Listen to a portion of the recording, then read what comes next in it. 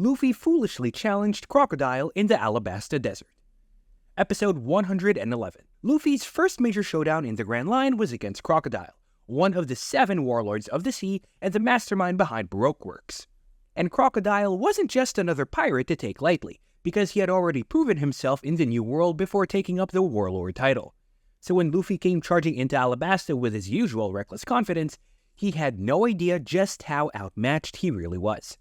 Crocodile's sand-fruit powers gave him the terrifying ability to drain water and turn his body into sand, which made most attacks useless. To Crocodile, Luffy wasn't even a real threat, just another loud rookie biting off more than he could chew.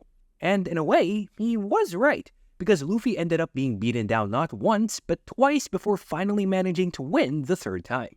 Even though Luffy eventually pulled through with that signature stubbornness, Crocodile was the one who gave him his first true taste of how dangerous the Grand Line really was. The fact that Luffy nearly died in those clashes shows just how steep the climb ahead of him would be. And what's funny is that later, during the Impel Down arc, Crocodile actually helped Luffy and his allies escape.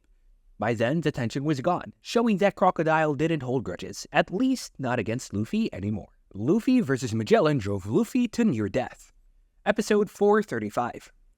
Among all the fights in One Piece, the one against Magellan has to be one of the shortest but also one of the deadliest. Magellan, the Warden of Impel Down, was a nightmare opponent because of his venom fruit that made him almost untouchable. Anyone who came into contact with his poison blobs ended up suffering agonizing effects, and Luffy, being Luffy, thought brute force could solve the problem. He charged in, fist swinging, only to get coated in poison and collapse. He did push through for a little while, forcing himself to keep fighting despite the pain, but it was hopeless. This wasn't the kind of battle where raw determination was enough. By the time Magellan was done, Luffy was already on the verge of death. If it hadn't been for Bon Clay stepping in, it's safe to say that Luffy would have never made it out of Impel Down alive.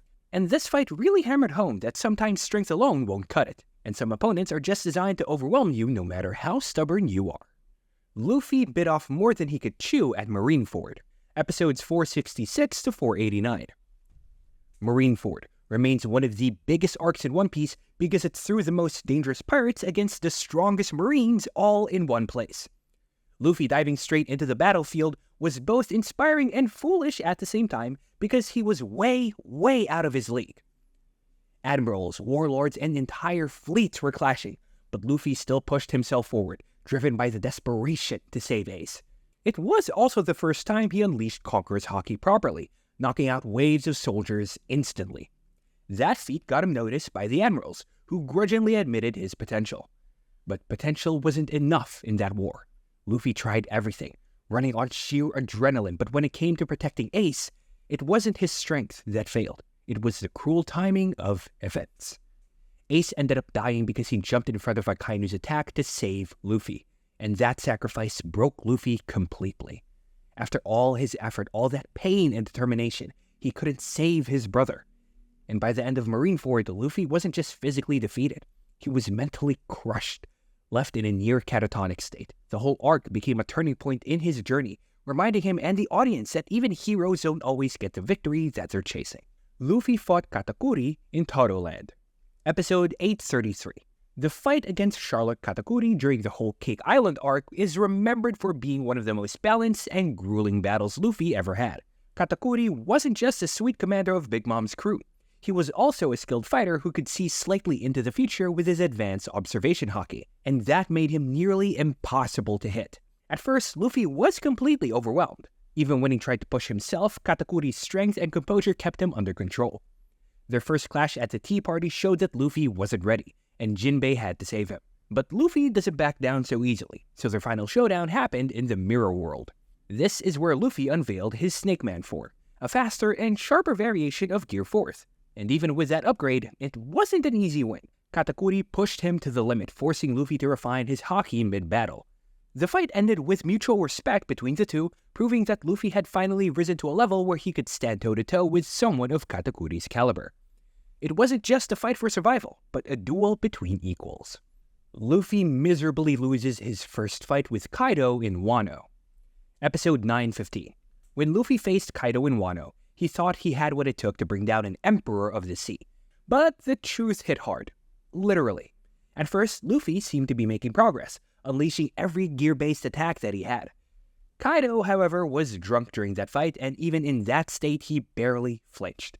Then Kaido transformed back into his human form, decided to stop playing around, and with a single swing of his Thunder Bagua, knocked Luffy out cold. The entire fight lasted minutes, and Luffy's effort didn't even scratch him. It was one of the most brutal wake-up calls of this series. Still, the defeat set the stage for Luffy's later growth. Kaido represented everything he needed to surpass, and while the loss was humiliating, it was necessary for him to push his abilities further. In fact, this fight eventually paved the way for Gear 5 and the intense battles that followed during the final saga. Kuma and the Pacifistas split the crew at Sabaody. Episode 405. Few defeats in One Piece hit as hard emotionally as the events at Sabaody Archipelago. Luffy and his crew were confronted by an overwhelming mix of Navy forces, Kizaru and the terrifying Bartholomew Kuma. Even though the crew had fought through countless challenges before, this was the moment they realized just how powerless they were against the true monsters of the world. One by one, Kuma used his pop-off fruit powers to make the Straw Hats vanish, sending each of them to a different island. And Luffy was left screaming helplessly as his entire crew disappeared before his eyes. It wasn't just a physical defeat, but a complete dismantling of everything he had built. But this crushing loss ended up being a blessing in disguise, because those 2 years of separation gave everyone time to train and grow stronger. But at that moment, it really felt like the end of the Straw Hat Pirates. Rob Lucci defeated Luffy in Water 7. Episode 246. The clash at CP9 at Water 7 was a preview of how dangerous Rob Lucci would become as an enemy. When Luffy tried to take him on there, he was completely outclassed. Lucci's mastery of the 6 powers techniques combined with his cat fruit leopard model made him unstoppable. Luffy's kicks and punches didn't matter. Lucci overpowered him easily, reminding Luffy again that raw strength wasn't enough. But unlike some other losses, this one sparked immediate growth.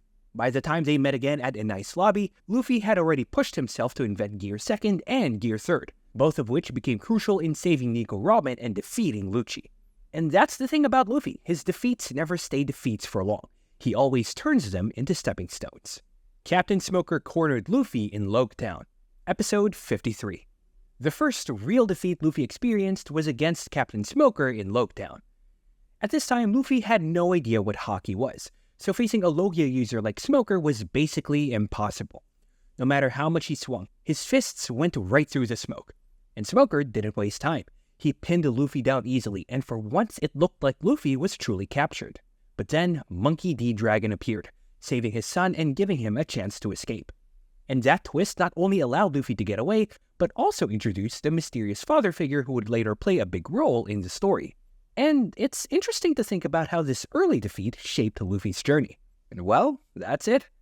For now, make sure that you like our video. Please share your views and opinions in the comment section down below with us. Thanks so much for watching the video, and we'll see you at the next one.